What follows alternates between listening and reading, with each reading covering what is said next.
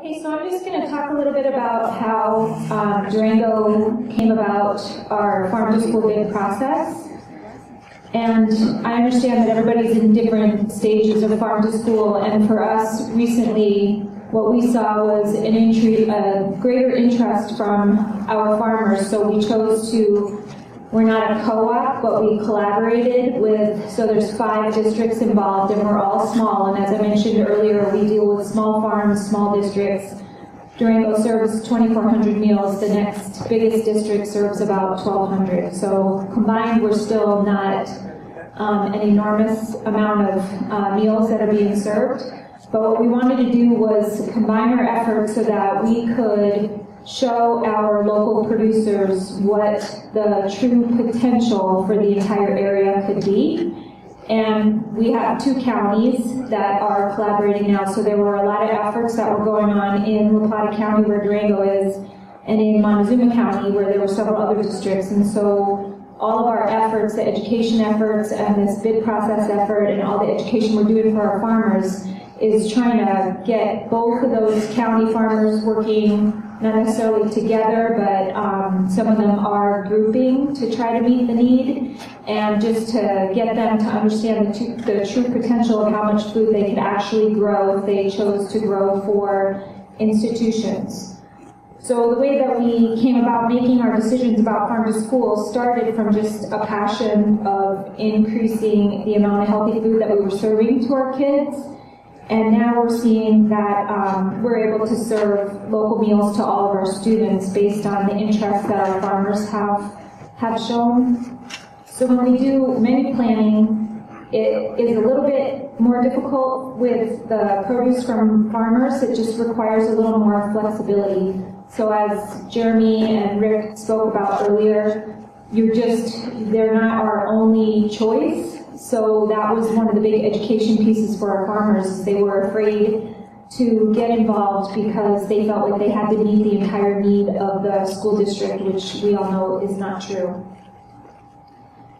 So how we got to this point was that we started making larger and larger purchases, and like I said, have more interested farmers, and we wanted to see more of them get involved. So we did the conference in November, which was a huge educational effort. So our farm to school program for the last 6 years really has been based on outreach to our farmers and my one-on-one relationships with farmers, going out to visit farms, trying to encourage them to grow products for us. And so the relationship piece of it is really important. And so we could have written a bid, like I mentioned earlier, but without the education on how to respond to the bid and what the language in the bid means, we weren't going to get anything from them. So one of the things that we're requiring is a food safety checklist, which I wrote based on good agricultural practice.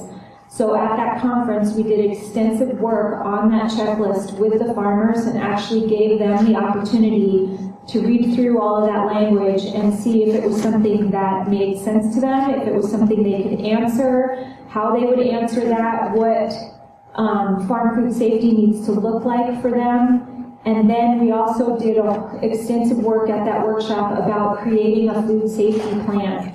So when we're dealing with small farmers, a lot of them had no idea about what a food safety plan should be. They didn't know what standard operating procedures were. And so when we did the farm to school checklist, we actually, by engaging them in that process and then reading through that checklist, whatever they answered on that checklist actually becomes their standard operating procedures, and they're writing food safety plans now based on that checklist. And both of those items are going to be required when they respond to our bid. And another piece of that was just getting both sides speaking the same language, us understanding what their concerns were, and then them truly understanding the food safety piece and why school districts do a bid process and everything that's involved in that. So then when I met with Julia, we decided that we would take the bid that I wrote and send it to Jane at CDE for her to review and try to see if everything for geographical preference and that we included everything. So if we all knew how to do this process, we wouldn't have this many people in the room. And so I wouldn't really like to say I was winging it, but because there are a lot of resources out there, but it was the first time I'd ever written a farm-to-school bid. So the first time we ever do something, it's really hard to know what's missing and what needs to be in there, and there's a lot of efforts going on in a lot of different places, so I was able to read through other people's bids and sort of put together a mix of different things. But for me personally, the reason why I volunteered my bid to the ladies at CDE was because for farm to school in the Durango area, it's really important for me to maintain what farm to school looks like, because I've been able to build relationships with farmers. I want to be able to keep those relationships. I want them to be able to be involved, and I don't want to see whatever regulations are going to be required that the small farmers get forgotten about. So that was why I personally wanted to be here today and present that bid to CDE to make sure that those small, whatever relationships and whatever farm to school looks like in different areas doesn't get lost in this process of regulating. Thanks.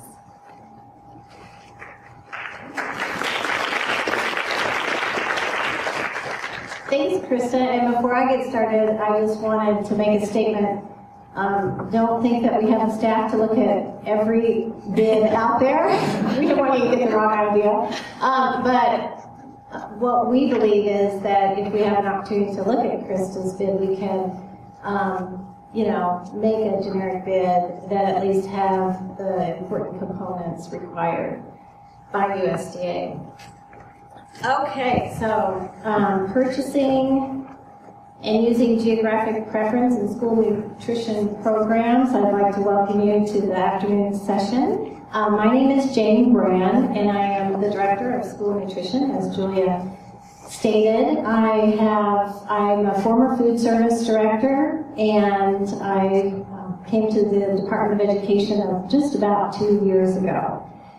So I'm excited to be here, and as Dawn said before, that she was happy to see state agencies at the conference today, not only just attending, but also participating in the conference. We at CDE, we're very happy to be here because we want to lend a hand to try to understand what sometimes can be fairly complicated federal regulations. So, so Jan and I have a presentation for you this afternoon, and I'm going to talk a little bit about overview, but I'm going to give Jan an opportunity to tell a little bit about her background, and then we'll tell you a little bit about what CDE does, and then we'll get going on our presentation. Jane also forgot to mention that she and I did a vote on what we thought would be the most boring presentation today, and then we went, oh, it's going to be us. So, just so you know, be prepared. I hope you have your caffeine going. So, I'm Jan Bodner, and I've been in food service for about 100 years. I'm a registered dietitian. I've owned the food retail business up in the middle of Wyoming, and I worked at Denver Public Schools back a long time ago, when you were just coming into the program with slow food. And so I've got quite a checkered past in food service in 11 different states, or 7 different states, I think. So, they haven't caught up with me yet. But this is my second time in Colorado, and I've been here 7 years, and I'm planning on staying. Okay, so what does CDE do? Basically, we're that oversight agency that really, we oversee 6 child nutrition programs, and that's the National School Lunch Breakfast, After School Care Snack, Fresh Fruit and Vegetable, Special Milk Program, and certainly the Summer Food Service Program. So we're making sure that school districts are in compliance with state and federal regulation. That is our major task. And as I stated before, we're not only happy to be here, but we're committed to assisting school districts in the farm-to-school movement. And in fact, I wanted to introduce a new senior consultant that is helping us in this area. So Rachel Stabler, if you'll stand up. This is Rachel. She came on board November 7th, and she will be that farm-to-school point of contact in the office at CDE, so we're really excited. And she likes being called senior consultant, whereas I don't know if I like the senior part.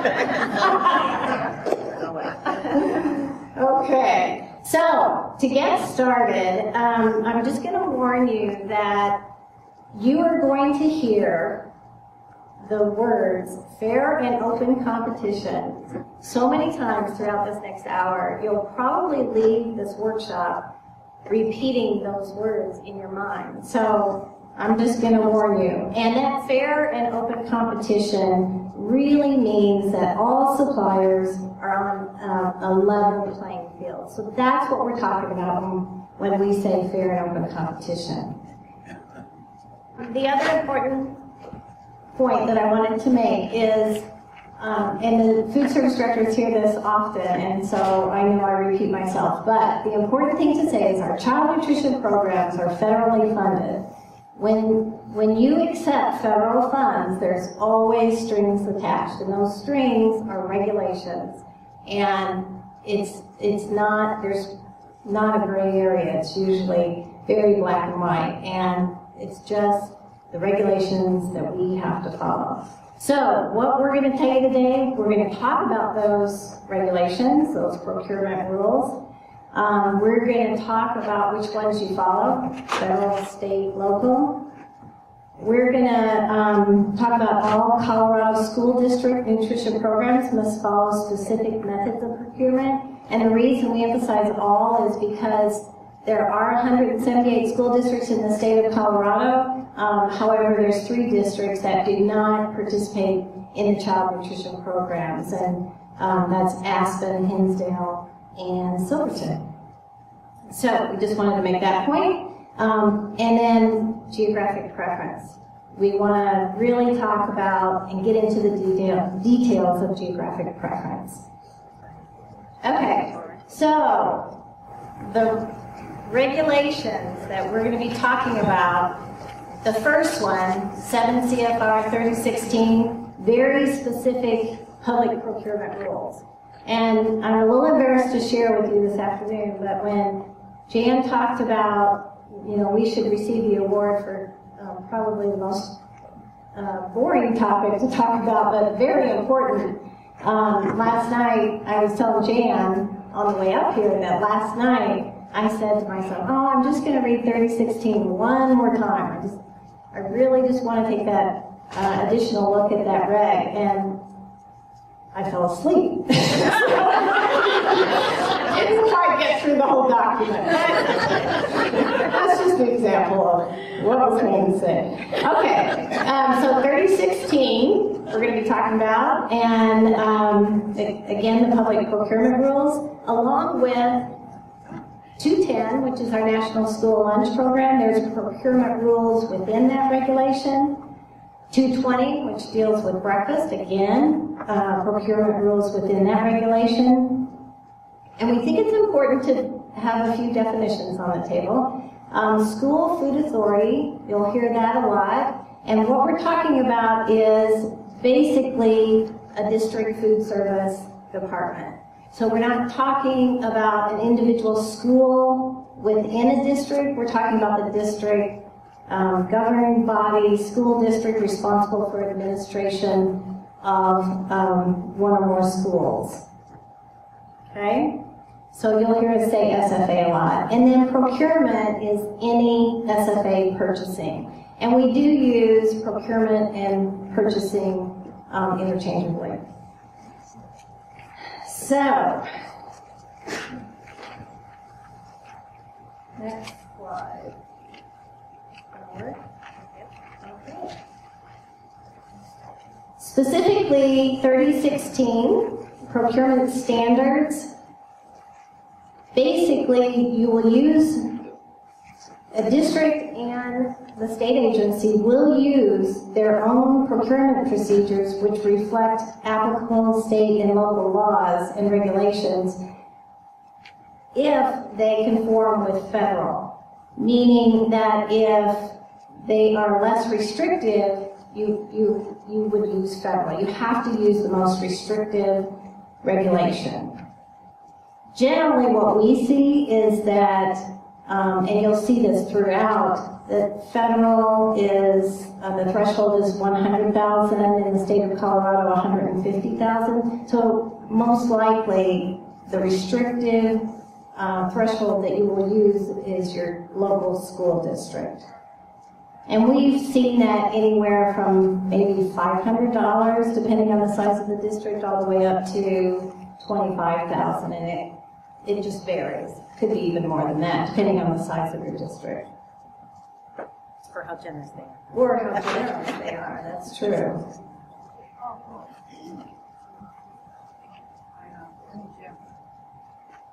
Okay. As far as school nutrition program purchasing, again, the 210, 21, and 220, that's lunch and breakfast, and the general procurement rules. Basically, USDA says any transactions that are associated with a child nutrition program must follow federal procurement regulations. There's no questions. And it occurred to me, like in the National School Lunch Program, if there is someone here that doesn't quite understand why we say we're federally funded, every meal that a student eats, what we call a reimbursable meal for lunch or breakfast, if the school is participating, is reimbursed by the federal government. So that's why we're talking that there's federal dollars. Did everybody hear Jan? I don't know if you heard her, but just explaining when we talk about federal dollars, again, all meals that are served to students or fresh fruit and vegetable program, after school care snack, it's federal, the schools are reimbursed with federal dollars to serve those meals and snacks. So again, that's why we're talking about following federal procurement rules. Okay, so what purchasing rules must SFAs follow? There it is again, full and open competition, and then your local procurement rules, following methods of either small purchase procedures, sealed bids, or formal advertising, which is usually your invitation for bid. Krista was talking about her bid that she did earlier, and then a competitive request for proposal, so an RFP. So we're talking about small purchase, IFB, and RFP. Okay, full and open competition. Is anyone counting? I think that's 3 times already. Again, all procurement transactions conducted to provide full and open competition. There cannot be any situations that would restrict full and open competition. And I invite you to look at this slide to look at a couple situations, or actually there are several situations that would definitely be considered to be restrictive. We have unreasonable requirements, unnecessary experience, excessive bonding, non-competitive pricing practices between firms or affiliated companies. That would be working out a deal ahead of time. And I'm going to go to the second slide, and then I've asked for a couple of volunteers, and we're going to actually just spend a few minutes role-playing and trying, I'm going to ask the audience to determine the restrictive situation. So let's go through all of them. The next one, non-competitive awards to consultants that are on a retainer. That would be like a paid consultant steers you in the direction of purchasing the products only from her company. The next one, organizational conflicts of interest. You're buying from your neighbor. Specifying a brand name product without an equal product to be offered. And then the last one, any arbitrary action in the procurement process. That would be like gifts or all expense paid trips, something like that. Okay, so we have Tony Jorsett from Brighton and his assistant Katie, and they are going to role play a situation, and if you could identify the restrictive situation so that we can kind of understand what you can't do. Here's a mic for you, Kate. Hello. That's not my real voice. All right, so the situation is a non-competitive award to consultants that are on retainer contracts. So He gave you the answer. Oh, you're supposed to guess that? Yeah. Were you sleeping through the instructions or what? All right. No prize for that one. Okay, so we'll go ahead and read through it. Am I green? Okay. Let's see. Debbie from Mac Super Consulting Company has been a real lifesaver. She has looked over our entire operation and decided that we should purchase our entire product line from Mac Super Product Company. That way we don't have to go through all that time-consuming bid or RFP processes. We'll save a lot of time and hassle with those darn regulations. Really? I'm surprised. I've done a little online comparison shopping, and Mac Super Product Company seems to have a higher price for what we need. No. Debbie knows what's right for us. She's smart, hardworking, and very organized. She said that she knows that company very well, and they can provide everything we need. I disagree. Her consulting contract is up next month, and I say good riddance. We pay her a retainer to tell us to buy everything from her parent company. I think we should keep her on. None of our regular staff brings in homemade treats and makes coffee like she does. Besides, she knows all the good gossip. Yeah, just what we need. $175 an hour cookie maker making gossip. Sounds like we aren't looking for purchasing experience these days. Food and gossip have taken top priority. Okay, can anybody guess?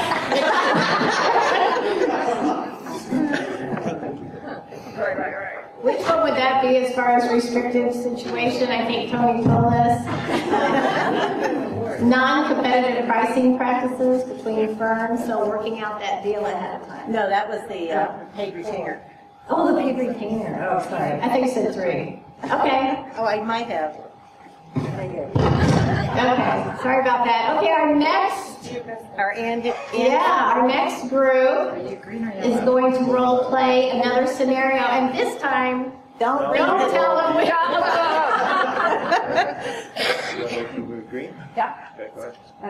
Hey Andy, how's business? Good, actually. How's yours? Great, since this geographical preference is allowed in the bids. It certainly helps that you and I probably have the only locally grown green beans in a 10-mile area. Yeah, hey, how do you want to handle that? Should I be the only bidder this time and next time you can do it? What do you think we should do for the price? How about we take the last bid and raise it just a little? I can still make what I need with that price. I'll let you take the first bid and then I'll respond to the next one. That work for you? You bet. Should we worry that... I can't wait. Not script here. Should we worry that they'll expand the local area to 25 miles? Then we'll have to invite at least 5 other vendors into our deal. That could get touchy. Very good. Thank you. So what was that? Yeah, that's the one where that deal was worked out ahead of time. So very good. We wish we had valuable awards for you. But Yeah, we got we just don't. We handed some more out. Who was next over there? Sorry. How about Janine and Jamie? From Colorado Springs, D11. Our next group. I didn't want to ask Rick or Jeremy to get up one more time. You'll see them again shortly. Remember, don't read this. Oh, yes. Well, Brighton Farm definitely gave us the best price, and they certainly have quality produce. Great, so we're going with Redden? No, to be honest, I was always going to choose Big Willie's Market for our produce. Big Willie's, they're 3 times as much and have a lower quality product. Yeah, well, it's my brother-in-law, and he has to move out of my basement. He's 42. This contract will give him enough money for a deposit on an apartment. I can pay us back. Okay, what was that? Oh, go to the next. Oh no, it's up there. Oh, the next contract. Back. Yeah. Organizational conflict of interest. Janine just wanted to get rid of her brother-in-law. That's what it was. Okay, one more, I think. Was it Monica and... Oh, no, we have somebody. 2 more. They probably... No, you can come up. You sit up first. Come on. And I just picked random people, so would you mind introducing yourself? Do you have a microphone? I got mine. Great. Be careful. Don't touch them. Don't fall. Okay. I'm Megan Williams. I'm a producer. Good. I'm Christine Cash. I'm a parent and nutrition advocate. Good. This is a true story. Did you send out the bid this week for the next bid period? Oh, darn, I forgot. I'll send them out next Thursday, okay? I'm off to Las Vegas for the next 5 days. All expenses paid.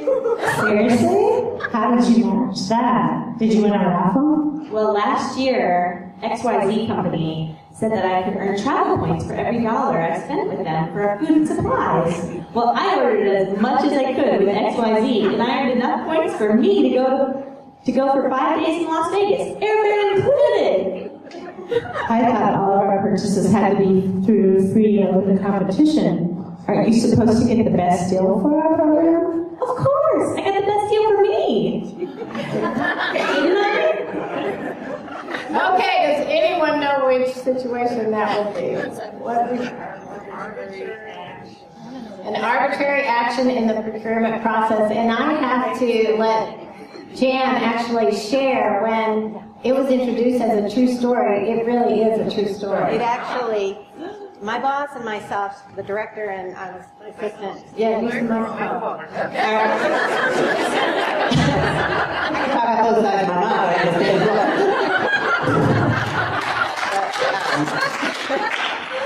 No, that actually happened, and I was in the middle of Wyoming, and I was working in an unnamed facility in the middle of Wyoming, and my boss and I had just kind of taken over the position of director and assistant director in the food service, and that literally happened where our jaws just dropped. I mean, on a Friday afternoon, Cassie came in and, pretty much those exact words, and we were like, are you kidding? We couldn't believe it. I mean, she thought that was perfectly all right. That was a case where we didn't have procurement standards, we didn't have a standard operating procedure. I don't know what they'd operated on for the prior, yes I did, for the last 40 years before that. But not long after we got there, we did get procedures and everything. But that person thought it was just fine for her to purchase like that. So that was scary. So it can happen, and that's why those procedures are certainly helpful for all operations. We have one more. Oh, okay.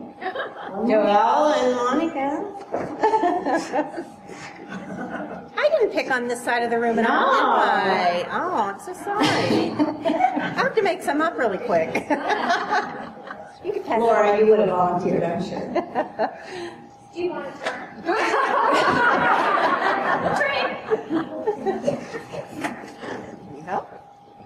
Thank you. Well, you seem to have a great product, but we will only award bids to a company that has made the ranking at least once in the Fortune 500 list. Is this something your company has achieved? Definitely not. That seems a bit excessive. How about Best of Colorado and 35 positive customer references? One person wrote we had the best product in town. No. We don't believe in testimonials from real customers. Only the great men and women of a Fortune 500 company can supply us with what we need. Do small local agricultural producers ever make it on the Fortune 500 list? Not really. I'm not really sure, but it gives you something to aspire to. And at any rate,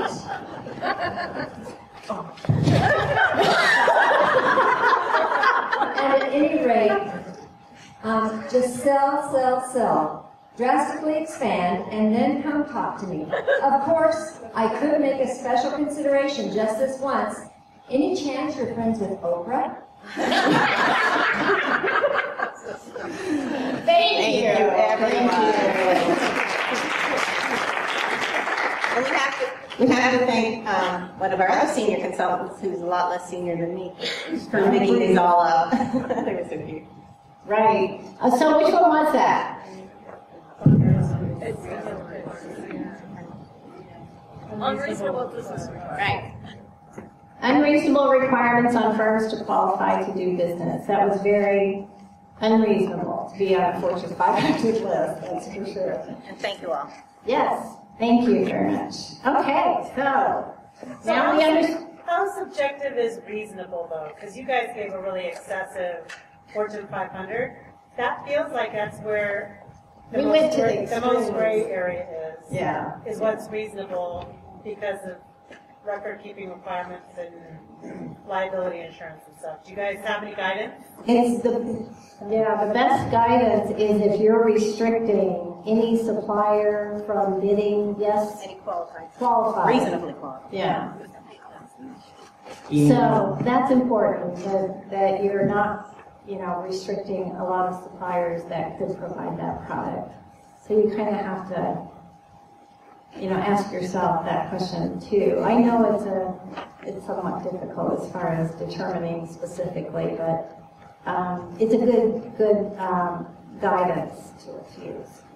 The school can, set it, but then you could question if you feel it is excessive. They say you have to be within a 1 mile radius of a certain school. That's going to be restrictive. Or if you have to have sold to school lunches, only for the last 50 years, who's that going to be? Right, because we're just getting started with all this.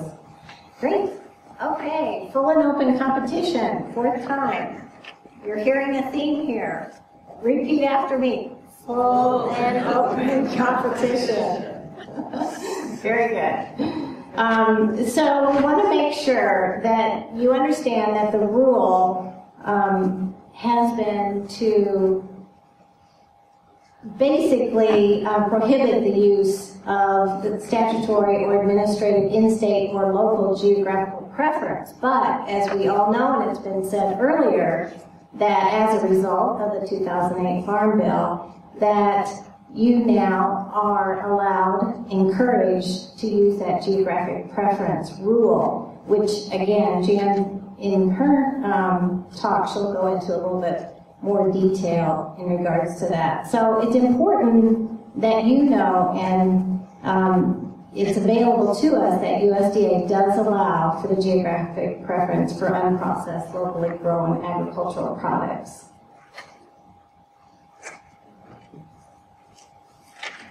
And this is the example that we did in the situation of the scenarios that you definitely, it's not required, but you may want to have a written code of standards in place, especially if those situations come up where you might be challenged on a bid. It is recommended. Okay, let's talk about the methods of procurement.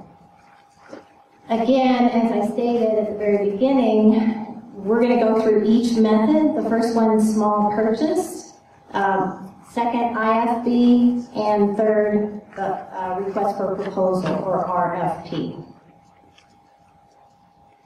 Now, determining which method that you are going to use, we put together this little chart, or flow chart, that the first question you're going to ask yourself is, what is the size of the purchase that you're making?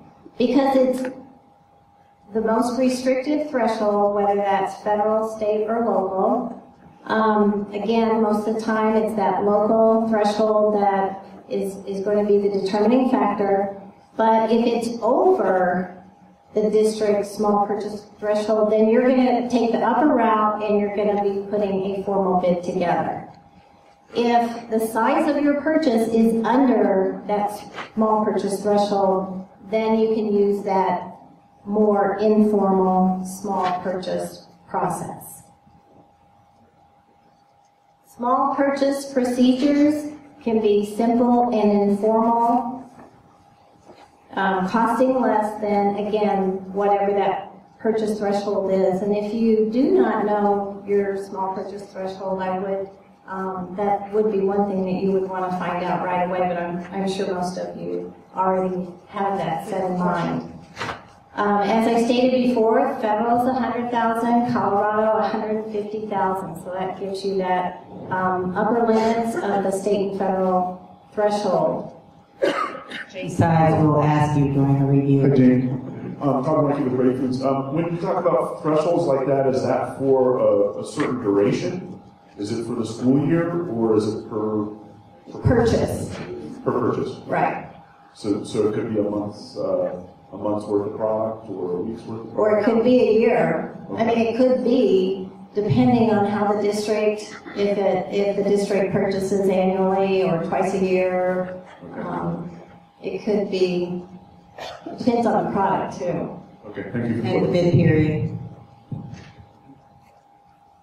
Good. And then the last one, I just want to make a point that I don't want you to get hung up on the number 3 in that last statement. In bold, USDA Food and Nutrition Services recommends 3 or more qualified sources. Yes, that's exactly what the regs say, but you don't have to stop there. If you have 6 suppliers that can supply you with what you are purchasing, then receive 6 quotes from those suppliers. So you must have a minimum of 3, but you can certainly have as many as you have suppliers to give you the product that you're looking for. And the small purchase process, we can kind of go through step by step, because I think it's important that you know the first step, writing down what you need. The food, supplies, be specific in that first step, because you, as Krista demonstrated earlier, that you have to really spell out what you're purchasing. Grade, quality, how much, how often. Obviously, you're going to determine what you're going to use that product for, so it may depend on what grade or quality. If you're going to purchase local potatoes for mashed potatoes, you may not have to have the top quality potato to go in that recipe. You'll be the decision maker. Then you want to determine suppliers who can provide the items. And we have actually, towards the end of our presentation today, a little tool that I believe Lynn mentioned earlier, Market Maker. So we kind of want to show you how to utilize Market Maker in the bid process. And then, once you get those quotes, you'll review them, you'll make the purchases, and another important aspect here is you keep that documentation. You keep that record of those quotes that you receive. Okay, and now I'm going to turn it over to Jan, and she's going to talk about IFB's, invitation to bid. As we said earlier, isn't this exciting? It's really, you must be shorter than me. Oh, yes. Okay. Invitation to bid. Again, I think Krista did a good gave a good outline of what the processes were that she went through. Plus, is Krista still here? Yeah. Where are you? Okay. She's trying to keep warm over here. But you've been doing this for 6 years now, right? And is this the first coordinated one where you're representing more districts than just yours? Okay. But even if it was just hers, she still needed to do some kind of competitive purchasing. But now the invitation for bid, and any food service director can yell at me, but I almost think by the time you do the proper procedures to do the small purchasing by determining what you're going to have, what you want, and everything else, it's almost as easy to do the bid and hopefully keep it going throughout the year based on your bid period. So you need 2 or more. Did I come? Okay. So the purchase works with, I lost the slide somewhere. You know, the following conditions should be present. You have to have a complete, adequate, realistic spec or purchase description. 2 or more responsive bidders can, 2 or more responsible bidders can compete effectively. Even the projector thinks this is boring, you know? It's trying to cover up my PowerPoint. The purchase works, and this is important, with a firm, fixed price contract, and the successful bidder can be selected mostly on price. And when we start getting into discussing geographic preference, you'll see how that works. The requirements are, with an IFB, and that's sometimes the harder part, is it has to be publicly advertised and solicited from an adequate number of known suppliers. Can you still hear me if I don't spit into the microphone? And then the other part, and this is one of the questions I get a lot in at CDE from schools, sufficient time prior to the set date for opening the sealed bids. Krista, how long are yours out, do you know? I'm sure you know. A month, and that is more than adequate for a bid. But, because that's some way we've run into issues where we can't say they want to restrict it, but it feels that way because they say, can we put it out to this Monday and have it due next Monday? I just don't think that's time enough for a producer or a vendor to put a bid together. So 30 days on the street, as we say, it sounds good. And, you know, we want you to include anything that goes out in that bid now should become part of the contract. And any specifications, attachments, definitions have to be in the bid. All bids are publicly open, and that's key too. If you say you're going to open them at 2 o'clock on Friday, the 27th, oh my gosh, you're going to be there.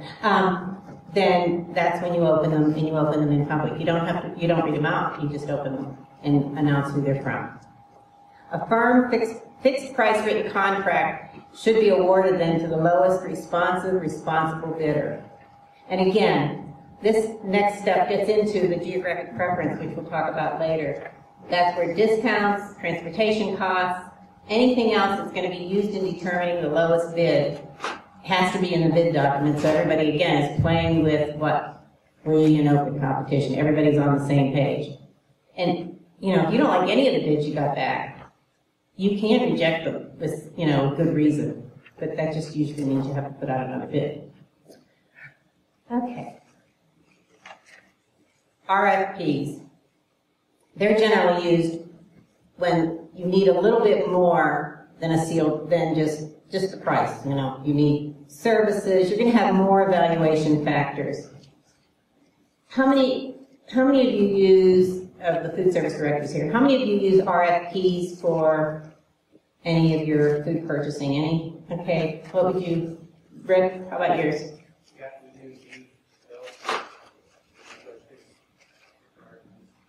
Are you kind of including because you want a certain number of deliveries to a certain number of sites? Is that making it more of an RFP factor? Yeah, it provides more flexibility so that we can really capitalize on the services that they specialize in. Okay, that sounds good.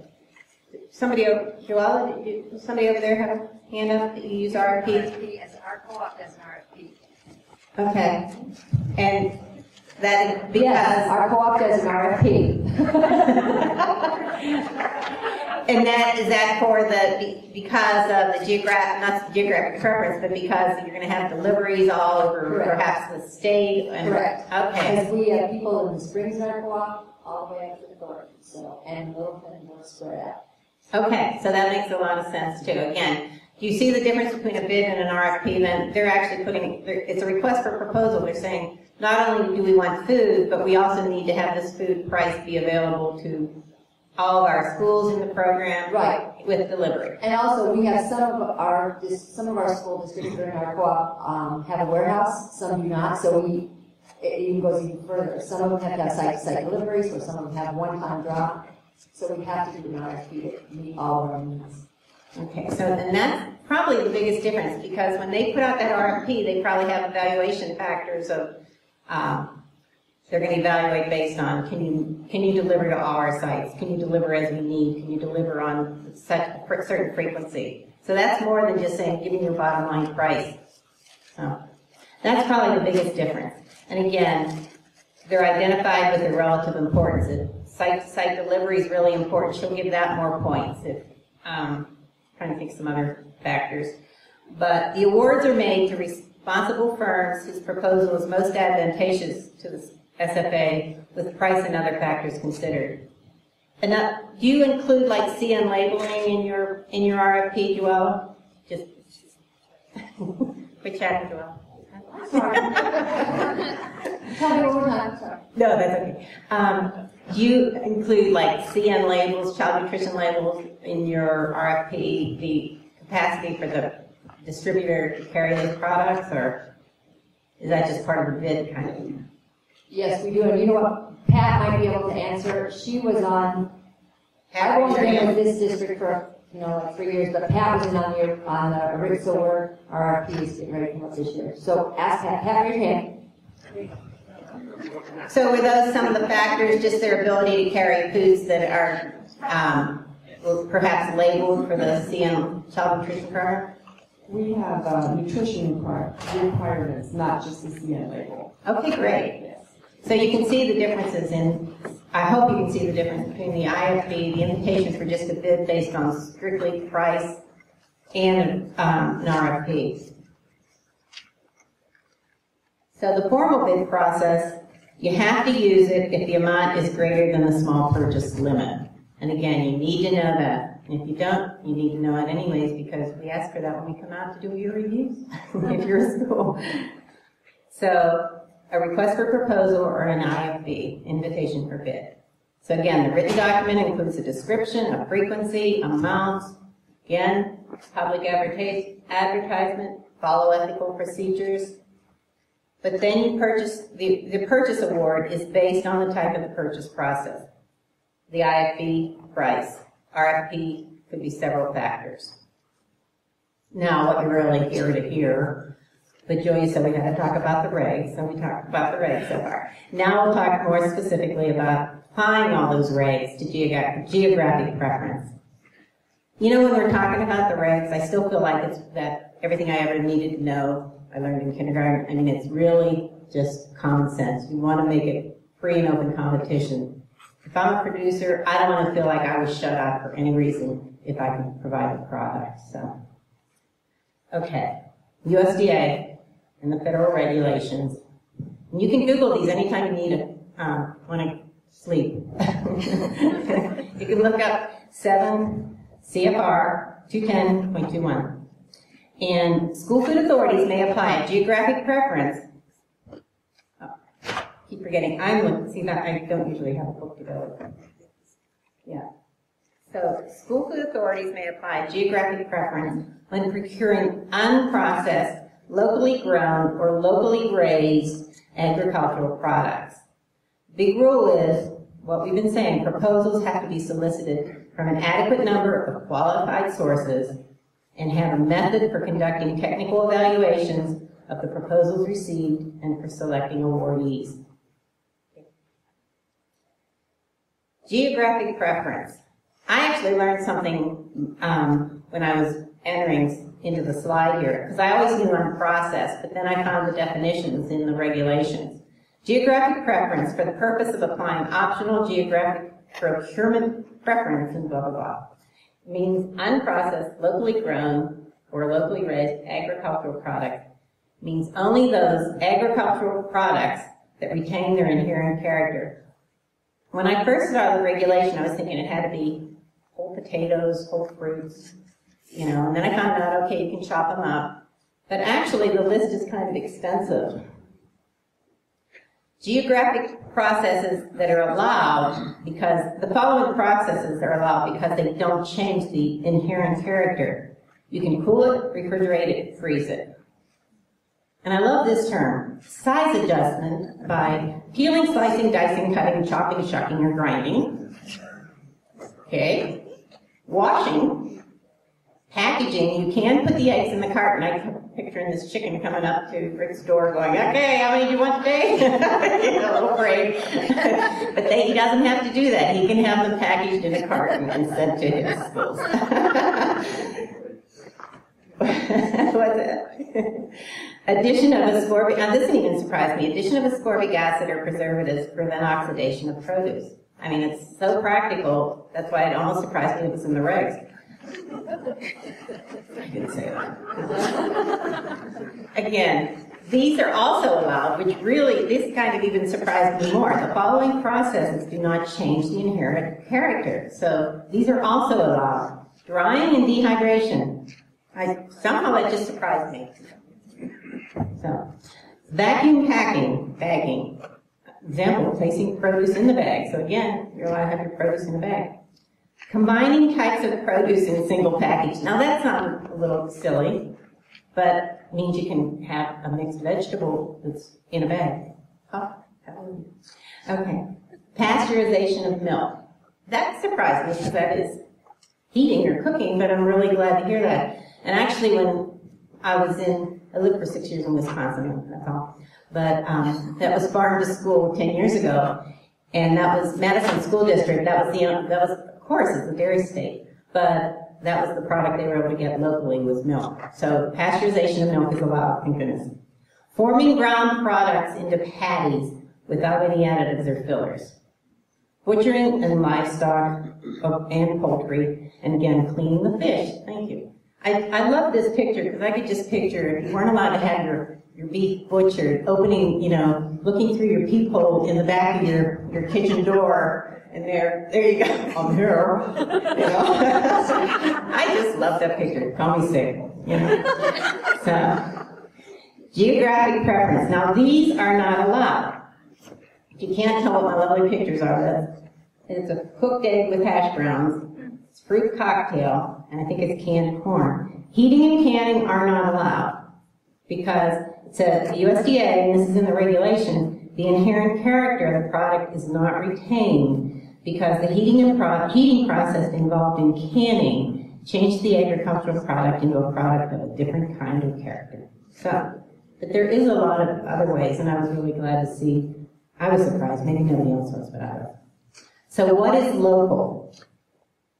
You can make, the school making the purchase has the discretion to determine the local area of preference for geographic preference. However, as we kind of described earlier, you can't make it so restrictive.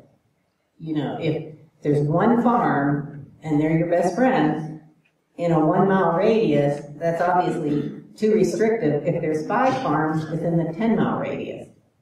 So, again, you can define it, but you can't define it to avoid full and open competition. Now the question is, what is preference?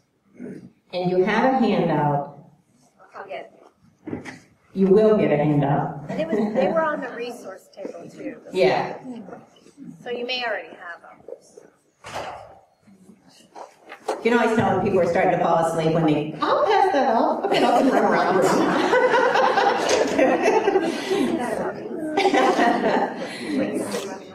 Yeah, but the points are, I don't know if I can explain it better or I can't explain it, but let's just say the product that you put out a bid, you said you put out the specs and you want a per pound price, and whatever this product is, you said you got bids back that said $2.04 from somebody that's off your geographic preference, $2.12 from somebody within your geographic preference, and $2 and does anybody remember these? $1.99 from somebody outside your geographic preference. So in your bid document, you said, I will award 10 points for geographic preference. So your non-geographic preference, which was your one bid, was $2.04. You don't knock anything off there. Your next bid was $2.08. I don't care what I said before, but it was $2.08. And you're knocking, it's within your geographic preference area. It's within your, what you're calling local. So you're knocking 10 cents off of that price that they gave you. Not really. We'll explain that in a minute. So that brings their bid price from $2.08 down to $1.98. Now the third bid is $1.99. They're not in your geographic preference. Can you award the $2.08 bid for your local preference? Yes. Yes, you can. And that's the difference. Now, you're going to pay $2.08. You're not taking it off their bid, or they might as well bid $1.98 to start. But you're allowing them to have that preference. So, and I believe there's a good chart in that handout, is that correct? And this is my favorite thing. And Wendy just instructed me, I put this together. I thought, I live in Brighton, and I like sweet potatoes. So I put in sweet potatoes within a 25-mile reference.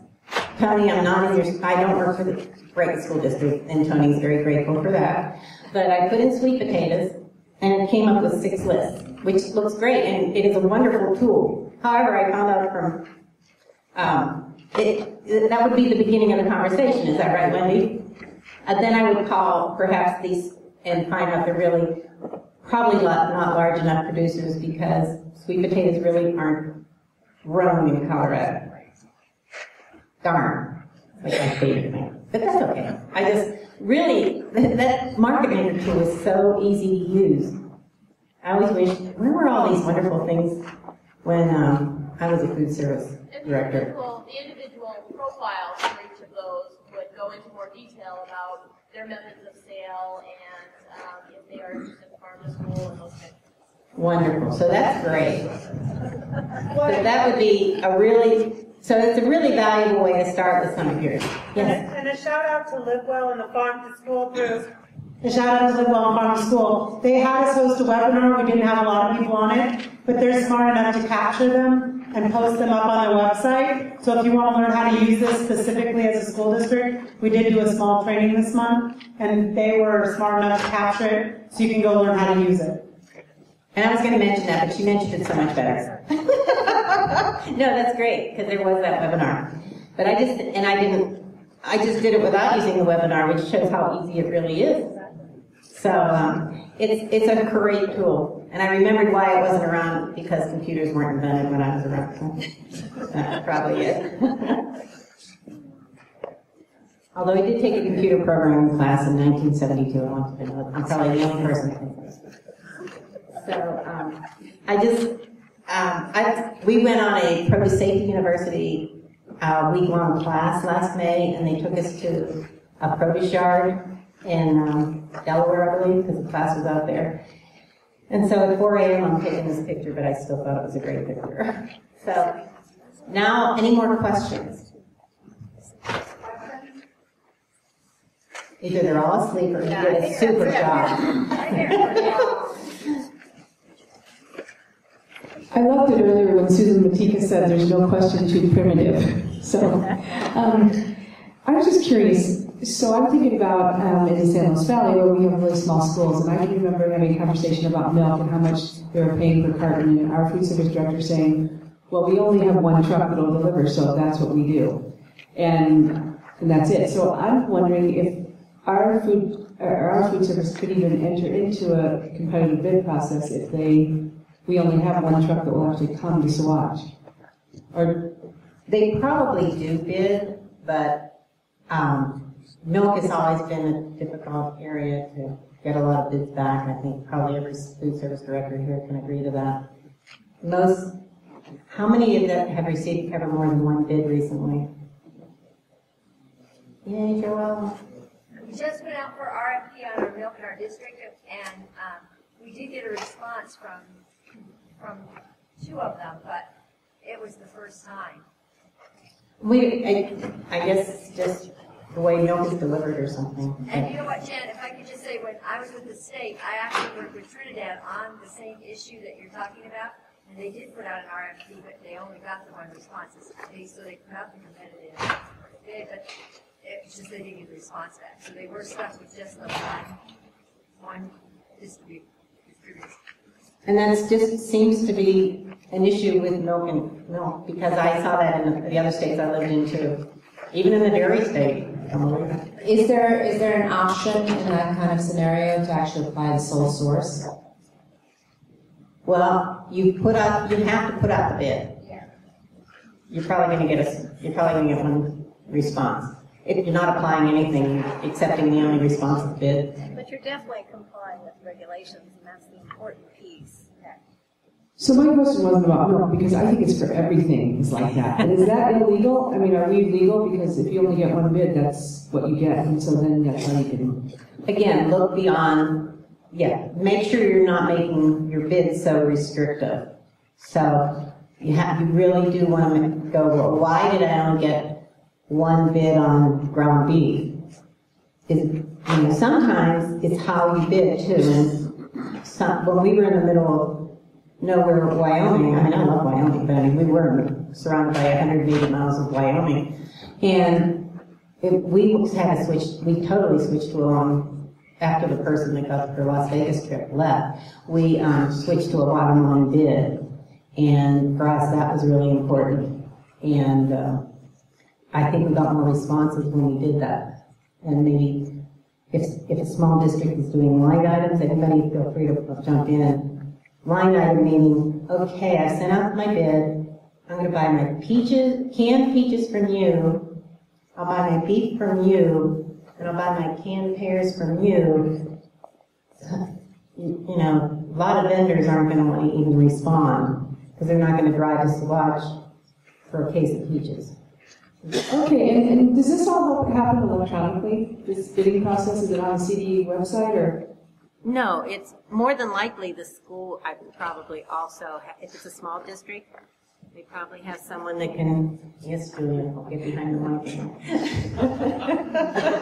No, we have the regulations, but I think if someone's new none of you are new, but if anybody is really new, I would reach out to another food service director with experience. Like if I was somebody new in Henderson, which is part of him, but say Henderson went renegade and started their own school district, and I was hired as a food service director and I didn't have much experience, I'd try to reach out to Joella or to Tony or or somebody else. So we can try to help with educating, but quite often, you can sometimes learn more by networking. Tony, do you have a suggestion? Or are you just stretching? No.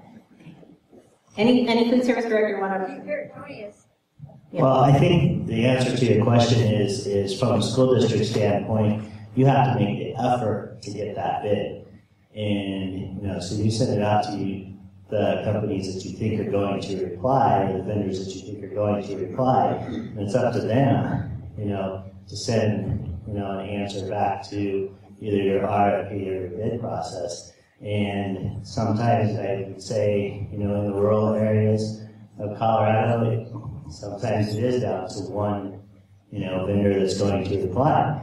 So, that opens up some options, some opportunities for others, to jump in there. But sometimes you're down to, one supplier, especially in the rural areas. And that's where I encourage people to try and purchase cooperatively, but that's always still local control. Right, and what Joel was saying too is, for some of those smaller districts, they can piggyback on, other people's bids or RFP processes if those are written into, the original process. And so there's also purchasing co-ops out there too that other districts can become a part of to be able to increase their purchasing power. When I was in the middle of nowhere, Wisconsin, Wyoming, I wasn't not Wisconsin. I did live in Wisconsin, but when I was in the middle of nowhere, Wyoming, the purchasing co-op was the best thing we ever had happen because we were a small facility. We were in a purchasing co-op, right, with people in Denver, in Idaho, Nebraska, everything. So people say you can't agree on a product, but you can. Yeah. I'm not a food service director. I'm trying to work with the school district. trying to help them make some changes. So I'm going to show you the hands here, but say that our service director was putting a bid out for pizza or locally made bagels. So would our local, like Pizzola's Pizza, have to be in competition with Schwann's and Big Daddy's?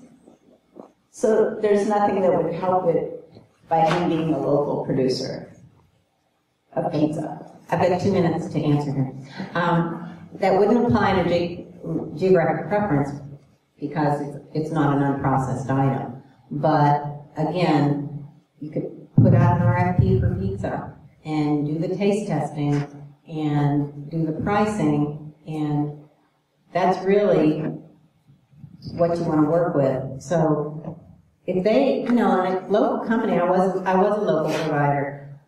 If I know I have a big enough order that is going to be, when I worked for Denver Public Schools, not as a provider, we had 140 schools that were going to get so many pizzas. So if this person knows they're going to be producing a certain amount of pizzas, they can possibly be competitive in that regard. Yeah. Well, and this gets back to what's subjective, because one thing that's been brought up to my attention recently is, say for instance, they say that they wanted a sodium limit on it.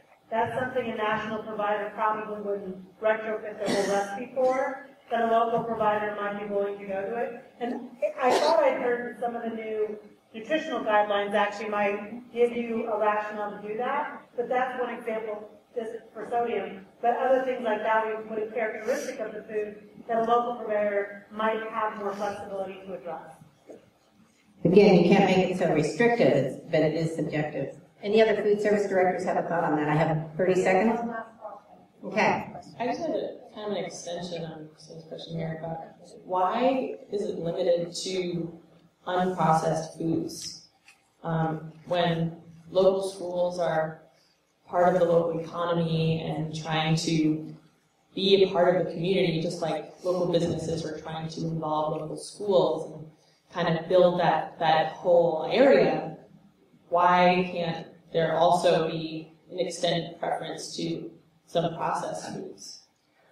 Right now, the regs aren't there. Again, you have to be, it goes back to the free and open competition. You mentioned a certain pizza place, but there's probably other pizza places. Did you say you were in Fort Collins? There's probably a lot of local pizza places, you're a college town, in Fort Collins. So I would not want to be shut out of that bid if I was not Pizzoli's or Pizzoli, whatever you said, if I was the other one that you may not be aware of. So again, it's always about free and open competition. But yeah, you can put out an RFP saying what you wanted.